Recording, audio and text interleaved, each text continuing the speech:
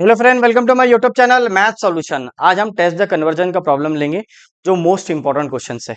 अब यहाँ पे देखना 1/3 raise to P 5 raise to P 7 raise to P, ये सीरीज जा रहा है। कहाँ तक जा रहा है? इनफाइनेट तक। अब इसको पहले आपको यूएन बनाना है। यूएन बोले तो nth टर्म बनाना है। अब आपको मैंने पहले ही बोला कि nth टर्म कैसा बनाएंगे हम लोग। तो nth टर्म हम आपको 3, 5, 7, आप इसको भूल जाओ, इसको लिखो 3, 5 और 7। ठीक है। इन 3 और 5 में कितने का डिफरेंस है? तो सर बोले 2 का। 7 और 5 में कितने का डिफरेंस है?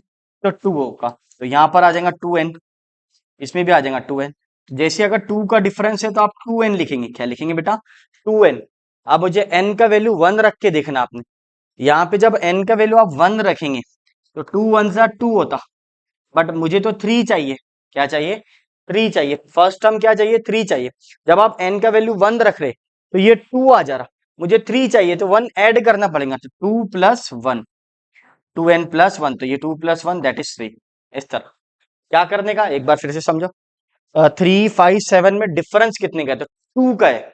तो 2 का डिफरेंस है तो अब तो 2n लिखना है। क्या लिखना है? 2n। फिर n का वैल्यू 1 रखना, ओरली रखना आपने। तो n की जगह आप 1 रखेंगे तो 2 1 जा 2 होता, बट मुझे तो 3 चाहिए। तो मुझे 2 के 3 लाने के लिए 2 में कितने ऐड करना पड़ेगा? 1 ऐड करना पड़ेगा। कितना ऐड करना पड़ेगा? 1। तो यहाँ पे आ जाएगा 2n+1। तो ये हो गया उसका nth टर्म। ये क्या हो गया बेटा?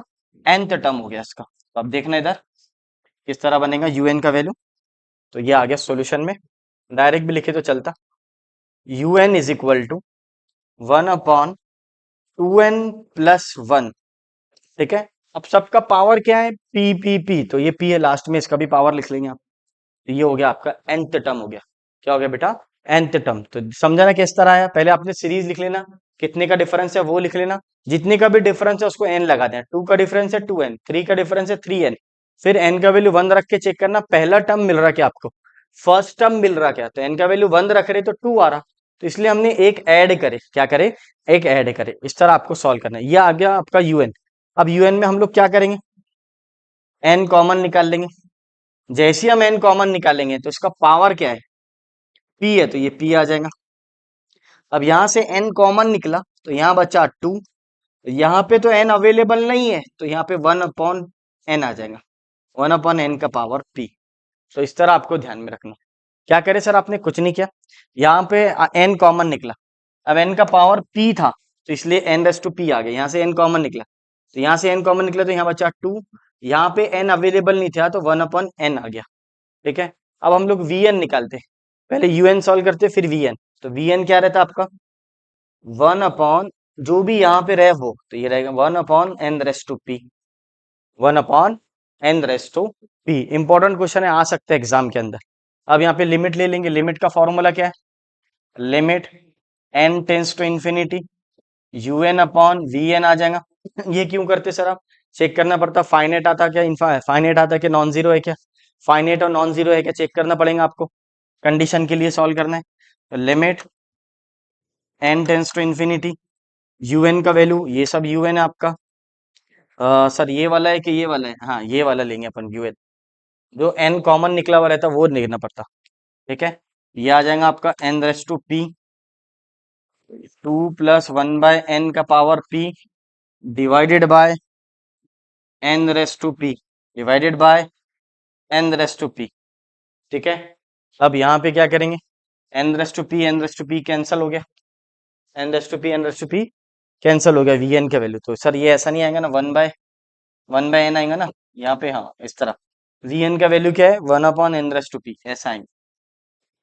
अब कैंसिल होंगे n/p कैंसिल। ठीक है। अब आपके पास क्या बचा देखना। Limit n tends to infinity 1/2+1/n, 1/2+1/n raise to the power p। अब n टेंस टू इंफिनिटी है, अगर n इंफिनिटी को जा रहा 1/0 को, तो ये आ जाएगा 2+0 raise to the power p। So answer is 2/p।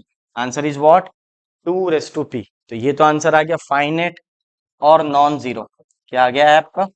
फाइनेट और नॉन जीरो। ठीक है।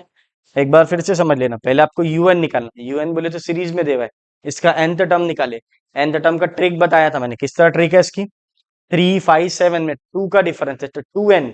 अब आप n का वैल्यू 1 रख के देखना तो 2 आ जाता, n का वैल्यू 2 रखे तो 4 आ जाएगा, n का वैल्यू 3 रखे तो 6 आ जाएगा। बट मुझे क्या चाहिए, 3 5 और 7 चाहिए। तो जैसे ही आपने यहाँ 2n आया, फिर n का वैल्यू 1 रखे तो 2 आ रहा, मुझे एक ऐड करना पड़ेगा क्योंकि मुझे क्या चाहिए, 3 चाहिए। कितना चाहिए, 3 चाहिए। अब 3 लाने के लिए 2 में कितने ऐड करना पड़ेगा, तो सर 1। तो या इसलिए 2n+1। ये थोड़ा सा ध्यान देना, आ जाएगा आपको बात। ये आपका nth टर्म आ गया, पावर क्या था, p था, सबका पावर p था इसलिए p आ गया। फिर आपने n कॉमन ले लिया, यहाँ से मेरा un मिल गया, un से vn मिलता, un/vn चेक करे तो आंसर आता 1/2p आ गया, 1/2p। अब ये क्या है, फाइनाइट और नॉन जीरो है। फिर यहाँ पे p की वैल्यू पे डिपेंड करता, p series test, p series test कौन सा है, ये u वाला। तो यहाँ पे देखना आपने summation vn is equal to 1/n/p है। अब p की वैल्यू पे डिपेंड करता है, इस पर डिपेंड करता, अगर p का वैल्यू ग्रेटर देन 1 है तो कॉन्वर्जेंट है, लेस देन इक्वल टू 1 है तो डाइवर्जेंट है। तो यहाँ पे दो कंडीशन बनेंगी, दोनों भी लिखना पड़ेगा। If p is greater than 1 it is convergent, यहाँ पे लिखना if p is less than equal to 1 it is divergent, it is what, divergent. तो ये आपके मन में आना चाहिए क्वेश्चंस। ठीक है, ये p पर डिपेंड करता है। सर p पे क्यों, ताकि vn में देखना पड़ता ना। अब vn में अगर n स्क्वायर होता तो हम डायरेक्ट बोलते थे कॉन्वर्जेंट, अगर n ही होता तो हम डाइवर्जेंट बोलते, क्योंकि एक आ गया उसका पावर। n क्यूब होता तो आप कॉन्वर्जेंट बोलते। तो ये p की वैल्यू पे डिपेंड करता है कि कॉन्वर्जेंट है कि डाइवर्जेंट है। इस तरह आपको प्रॉब्लम को सॉल्व करेंगे, बहुत इंपॉर्टेंट क्वेश्चन है, it may ask in the examination, most important question है, इस बार पूछ सकता है पेपर है। ठीक है फ्रेंड, मिलते हैं नेक्स्ट वीडियो में। वीडियो पसंद आया तो लाइक शेयर एंड सब्सक्राइब कीजिए।